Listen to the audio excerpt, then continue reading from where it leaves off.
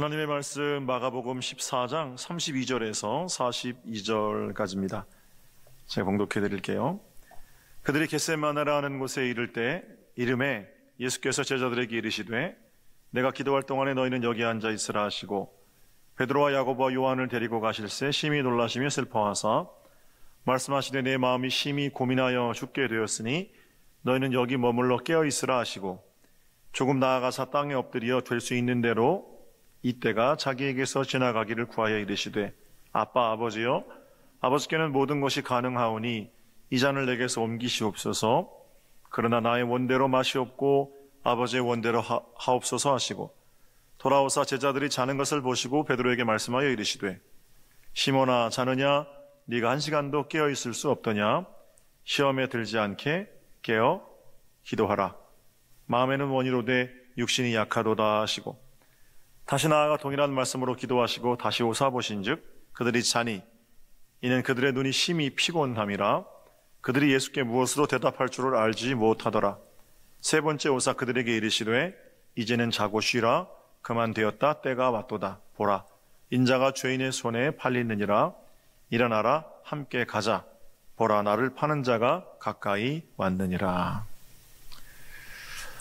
할렐루야. 월드비전 그리고 C채널이 함께하는 2021년 고난주간 매튜 25 챌린지 두 번째 시간입니다. 지난 시간에 우리는 6월절 사랑의 만찬이라는 제목으로 함께 말씀을 나눴고요. 오늘은 마가의 카메라 렌즈가 겟세마네 동산으로 향합니다. 겟세마네 동산 얘기를 좀 나누어 보겠습니다. 6월절 만찬 후에 예수님께서 건너편 작은 언덕 감람산에 올라가십니다. 그곳은 예수께서 기도하시기 위해서 자주 오르시던 곳이고요. 현재 그곳에는 교회가 세워져 있는데 거기 All Nations Church 이렇게 돼 있어요. 그래서 한국말로 그거를 만국교회 이렇게 번역했더라고요.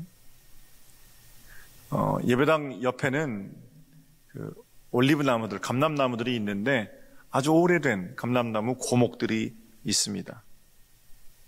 처음 성지순례를 갔을 때 한 어르신 목사님께서 그걸 붙들고 너는 봤니? 너는 봤니? 예수님 눈물을 흘리며 기도하시는 걸 봤냐는 그런 질문이죠. 그런 감동이 있는 자리였는데 제가 몇 년 전에 최근에 갔을 때는 그 철조망 다 쳐 있어서 들어가지 못하게 해놨더라고요. 그날 처음 성지순례를 갔을 때 저녁에 호텔에 들어와서 써놨던 묵상 노트가 있어서 잠시 소개를 좀 하겠습니다. 아무도 함께하지 못했던 그날 밤 바위와 나무는 예수님과 함께 그 외로움을 견디고 있었을 것이다. 나는 과연 바위처럼 단단하게 나무처럼 묵묵히 그 자리를 함께 지키며 주님의 외로움을 받아낼 수 있을까? 내가 지켜야 할 자리는 어디일까? 오늘은 이 마음으로 이런 질문들을 가지고 말씀을 한번 읽어보겠습니다. 자, 먼저 겟세마네 소개부터 하죠. 겟세마네라는 말은 올리브 기름을 짜는 틀, 이게 겟세마네입니다. 그만큼 그 언덕에는 올리브 나무가 많았고요. 사람들은 그 열매를 따서 겟세마네 거기 이제 집어넣고 기름을 짜서 음식도 해먹고 팔아서 여러 가지 걸 바꾸고 그러면서 살았죠. 특이한 점은 우리는 그 자리를 겟세마네 동산 이렇게 부른다는 겁니다. 감람산의 또 다른 표현이니까 기드론 골짜기를 가운데 두고 한쪽은 시온산, 한쪽은 감람산, 겟세마네 동산 적절해 보입니다. 그런데 요한복음에는 이 동산이라고 번역되는 단어 영어 성경에 보면 요한복음 18장에 한국말로는 동산으로 가셨다 이렇게 되어 있는데 거기 영어 성경은 가든이라고 되어 있습니다. 나중에 이제 예수님께서 부활하신 후에 막달라 마리아가 부활하신 주님을 만나러 가잖아요. 예수님 부활하시고 안 계시죠.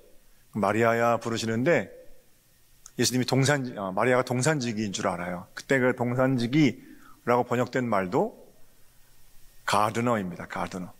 그러니까 영어로 성경을 정확하게 우리가 번역을 하면 겟세마네 정원 내지는 동산지기가 아니라 정원사 이렇게 번역해야 맞는 거죠. 요한은 왜 그 동산을 가든이라고 적고 있을까요?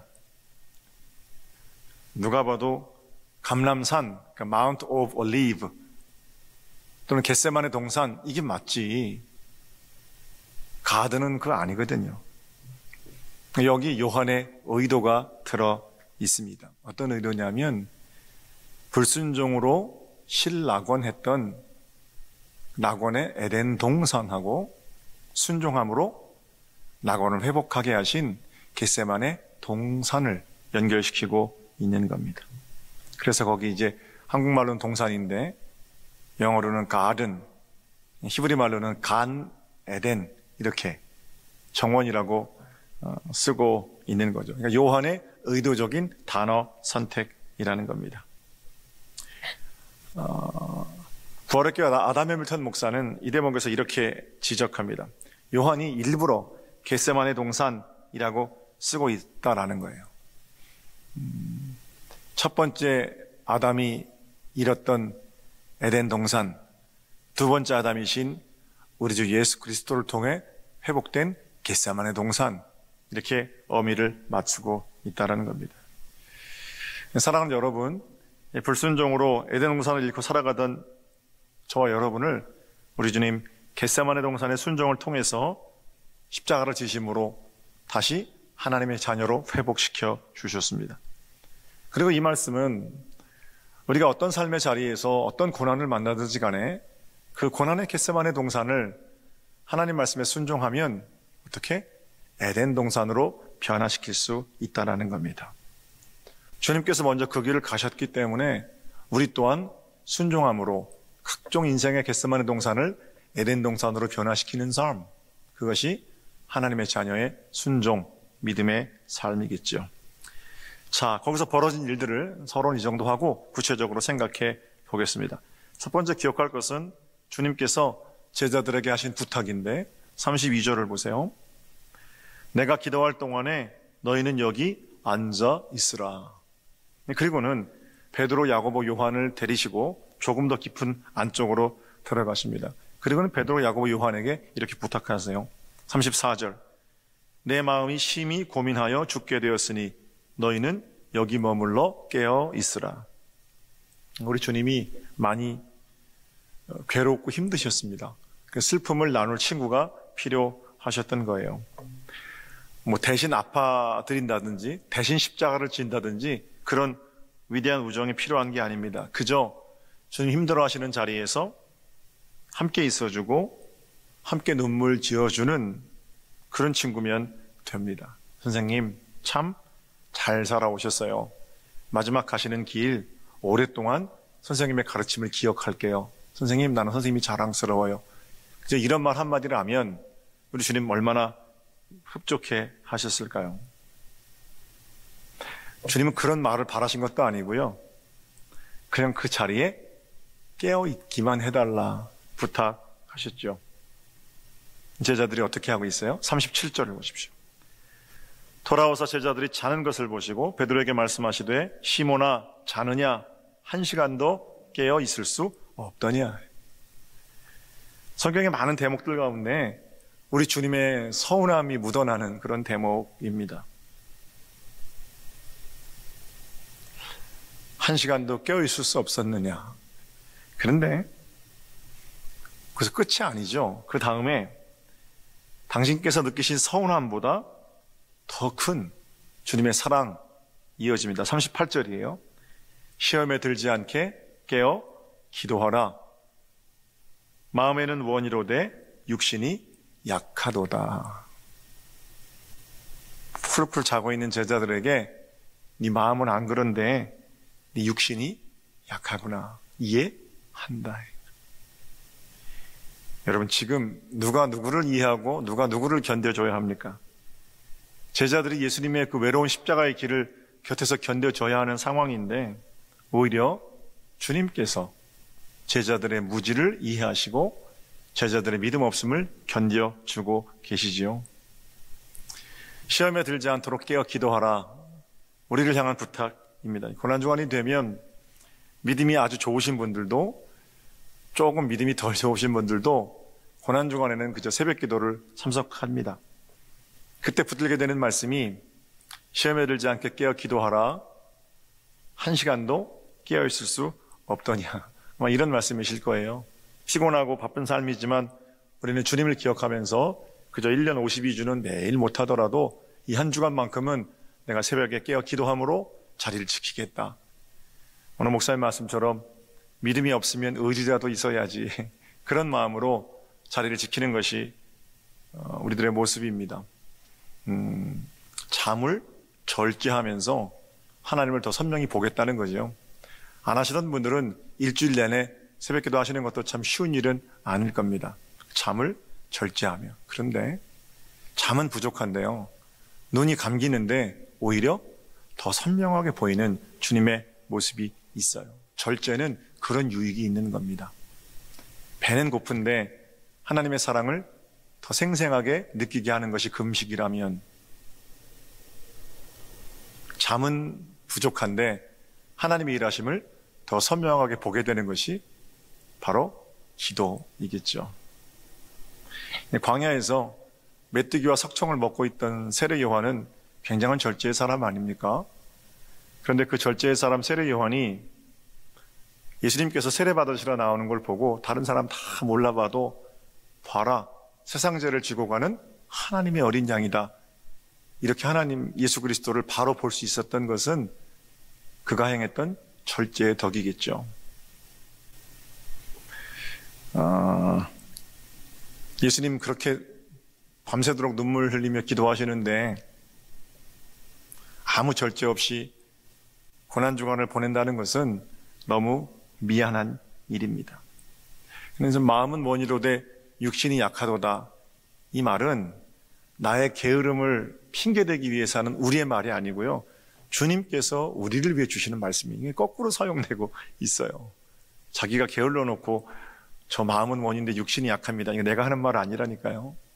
우리의 연약함을 보고 주님께서 우리에게 주시는 말씀입니다. 자, 이 정도 하고요.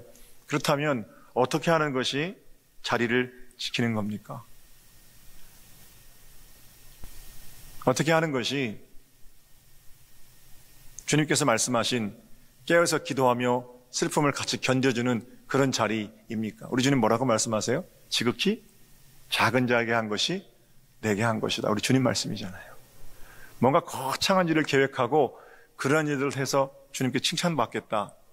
난 이것도 믿음이라고 생각하지만 그 거창한 일은 오늘 내가 만나는 작은 사람, 작은 시간, 작은 일로부터 시작되지요. 그렇게 삶의 자리를 한 사람 한 사람 지켜갈 때 그러한 사람들이 모여서 거룩한 일을 감당하도록 하시는 것이 하나님의 일하심이라고 나는 생각합니다. 잠깐 죄송하지만 제 말씀 드리는 걸 좀 이해해 주십시오. 잘해서가 아니라 이런 작은 일부터 필요하다는 말씀입니다. 주택 옆에 사시는 집사님이 최근에 어려운 일을 겪으셔서 제가 이제 신방을 갔어요. 그래서 하나님께서 함께 하십니다. 위로하고 눈물 흘린 다음에 집사님이 이런 말씀하세요. 목사님 댁에 불이 켜져 있는 거 보면 마음이 편합니다. 밤에 고민이 돼서 잠을 못 자다가도 눈을 들어서 목사님 댁 보면 불이 켜져 있어서 우리 목사님 안 주무시는구나. 그러면 마음이 놓이신다는 거예요. 물론 목사가 예수 아니고요. 저희 집 불 켜놓는 거하고 그 집사님 문제 해결되는 거하고는 아무 상관없습니다. 그런데 제가 그 얘기를 들은 날부터 저희 집에 그 집사님 쪽 창문으로 작은 불 하나 켜놓고 그러고 잡니다. 내가 켜놓은 불 때문에 그분의 마음이 편해진다는데 작은 불을 켜는 그 수고는 수고도 아닌 거죠. 아무것도 아닙니까? 아니에요. 그렇게 작은 일부터 내가 있어야 할 자리를 지키는 일, 그런 일들이 예수님께서 우리에게 원하시는 일이라고 나는 생각합니다. 명준아, 내 십자가를 네가 대신 져다오. 아니에요. 십자가는 내가 질 테니까 너는 깨어서 네 자리를 지켜다오. 우리 주님의 부탁이십니다. 힘들고 어려워하는 사람들을 찾아가서 나의 손과 발이 되어서 네가 할 수 있는 방법으로 그들의 슬픔을 어루만져주고 그들의 눈물을 닦아주렴. 내가 거기 먼저 가 있을 테니까 나를 만나려면 그 낮은 자리로 내려와야 한단다. 그렇게 부탁하기도 하시고요. 결심하고도 어쩌면 다시 조느라고 절제하지 못해서 우리 그 자리를 상실할지도 모릅니다. 그럼 어떻게 해요? 네가 마음은 원이지만 육신이 약해졌구나. 그러면서 우리 주님 언제나 두 번째 기회를 주시겠죠. 깨어서 기도하는 자리, 작은 자들과 함께하는 자리, 바로 주님께서 우리에게 명령하신 자리입니다. 우리 프로그램의 두 번째 미션은 물 외에 다른 음료는 하루 동안 마시지 않는 거죠. 동시에 500ml의 물로 하루를 살아내는 일입니다. 쉽지 않아요. 그러나 우리 주님께서 우리가 그 일을 감당하며 굶주린 자들, 목마른 자들을 생각하고 기도하는 그런 결단의 자리까지 오셔서 우리를 응원하시고 우리를 칭찬하시고 내가 네 자리를 지켜서 내가 참 좋다 이렇게 말씀하실 겁니다. 주님께서 우리에게 부탁하신 삶의 자리는 가난한 사람들과 함께하는 자리입니다. 우리가 이런 고통스러운 삶의 자리, 겟세마네 동산 같은 그러한 자리지만 깨어서 그 자리를 지켜나갈 때 우리의 순종이 고통의 겟세마네 동산을 하나님이 만드신 에덴 동산으로 바꿔낼 겁니다. 나는 그렇게 믿어요. 따로 건설하는 게 아니고 우리 가운데 에덴 동산을 회복시키시는 것이 하나님의 뜻이라면 나눔은 슬픔의 겟세마네 동산을 기쁨의 에덴 동산으로 바꿔놓는 귀한 일임에 틀림이 없습니다. 이 말씀을 조금만 더 살펴볼게요. 겟세마네 동산에서 우리 주님 뭐라고 기도하셨습니까? 아빠, 아버지요, 아버지께는 모든 것이 가능합니다. 이 잔을 내게서 옮겨주세요. 참 견디기 힘들으셨던 거죠. 그러나 나의 원대로 마시고 아버지의 원대로 하세요. 역사상 가장 위대한 기도입니다. 우리가 이런 기도를 날마다 드릴 수 있다면 얼마나 좋겠어요. 이런 기도가 겟세마네 동산을 에덴 동산으로 바꾸는 건데 날마다 이럴 수만 있다면 우리의 삶은 에덴 동산 되겠죠. 문제는 쉽지 않다라는 겁니다. 대개 우리의 기도는 하나님 이 잔을 내게서 옮겨주세요. 믿습니다. 예수님의 이름으로 그리고 끝이 나요. 틀린 기도라든지 또는 바르지 않은 기도 그런 건 아닙니다. 이 잔을 내게서 옮겨주세요. 주님께서 아뢰신 기도의 첫 부분은 세상 영광 내가 다 가지겠습니다. 저거 죽이시고 나를 살려주세요. 그런 기도 아니잖아요. 얼마나 간절하고 안타까운 기도입니까? 목회를 하면서 주님 내 질병의 문제를 해결해 주세요. 내 가난의 문제를 해결해 주세요. 내 관계의 문제를 해결해 주세요. 라고 엎드리는 성도들의 눈물의 기도를 보면 저도 함께 기도하게 되고 얼마나 그 기도가 간절하게 올려드리는 기도인지 제가 잘 알고 있습니다. 모든 것이 가능하신 하나님이신데 그렇게 간절하게 외쳤으면 좀 나타나셔야 되는 거죠. 그런데 하나님은 아들이신 예수님의 기도에도 침묵하신단 말이에요. 이 잔을 내게서 옮겨주세요. 하나님의 침묵, 그리고 그 침묵을 배경 삼으셔서 우리 주님이 뭐라고 고백하세요? 그러나 나의 원대로 마시고 아버지의 뜻대로 하세요. 이게 한 절이고 두 문장이지만 그러나 앞에는 많은 의미가 숨겨져 있고 많은 시간이 있다고 나는 생각합니다.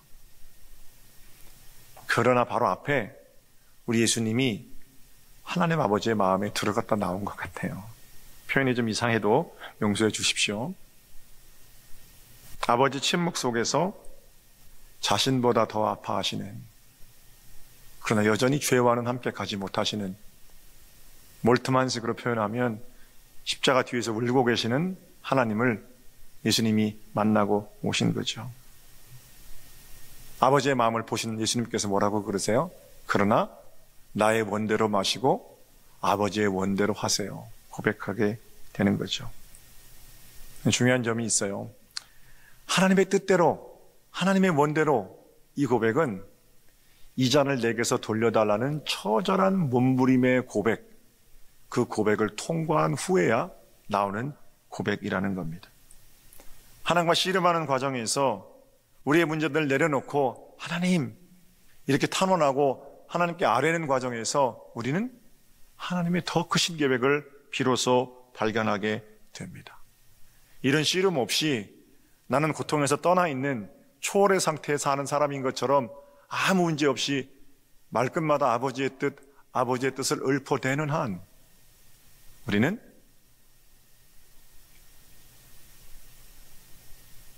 그렇게 고상하게 엎드려 기도하는 가운데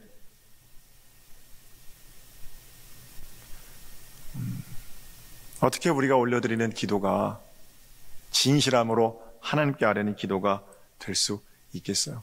그냥 아버지의 뜻대로 다 알아서 해주세요. 그럼 무슨 기도가 필요합니까? 하나님, 나 너무 힘들어요. 그리고 엎드렸을 때 눈을 감으면 보게 하시는 하나님의 뜻을 보게 되는 거잖아요. 시편에 있는 모든 탄식시들은 전부 다 그런 구조를 가지고 있습니다. 야곱 같은 경우에 야복강가에서 건너편에 형이 죽이러 왔다는 말을 듣고 엎드리지요. 살려달라는 겁니다. 하나님 살려주세요. 환도 심줄이 끊어지는 그런 고통스러운 과정을 통해서 하나님의 뜻을 깨닫게 되잖아요. 그러니까 화해는 야복강의 씨름 이후에 일어난 일이 화해지요. 모세가 떨기나무 불꽃 아래서 가라, 아멘, 그리고 바로 갑니까? 주님, 저 못 갑니다, 못 갑니다. 이런 과정, 그것도 40년의 광야 생활을 거친 후에 하나님 말씀을 받게 되는 거죠. 자신의 범죄로 태어난 아이가 죽게 되었을 때 다윗이 하나님께 엎드리잖아요. 살려달라고 간절히 기도하잖아요. 그리고 그런 기도 이후에 기도 속에서 하나님의 뜻을 알게 되고 하나님이 살려주지 않으셨어요. 그럼에도 불구하고 일어나서 아버지의 원대로 그제서야 비로소 이렇게 이야기하게 되는 거죠. 2021년 코로나로 힘들고 어려운 시기를 지나고 있습니다. 지금이야말로 우리 믿는 자들이 아버지, 이 잔을 내게서 돌려주세요. 이 잔을 우리에게서 돌려주세요. 회복의 날을 기대합니다. 라고 엎드려 기도할 때이지요. 그렇게 엎드려 기도하면 주님께서 보여주시고 알게 하시는 것이 있지요. 그럼 어떻게 해요? 하나님, 당신의 뜻대로 되기를 원합니다. 아뢰게 되는 겁니다. 믿음의 거장은 하나님의 뜻을 이해하고 깨달아서 그 깨달음을 가지고 믿음의 거장이 되는 게 아니에요. 자신의 문제를 가지고 하나님 앞으로 나아오고 철저하게 무릎 꿇는 과정을 통해서 하나님께서 알게 하시는 하나님 마음, 그때 비로소 하나님의 일을 감당하는 믿음의 거목이 될 수가 있겠지요.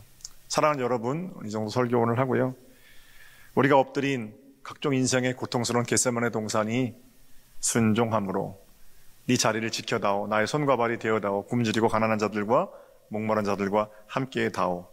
순종함으로 에덴 동산으로 변화되는 아버지의 뜻이 이루어지는 기쁨의 동산을 살아가는 은혜의 자리가 여러분의 것이 되시기를 다시 한번 주님의 이름으로 축복합니다. 여러분 사랑하고 축복합니다.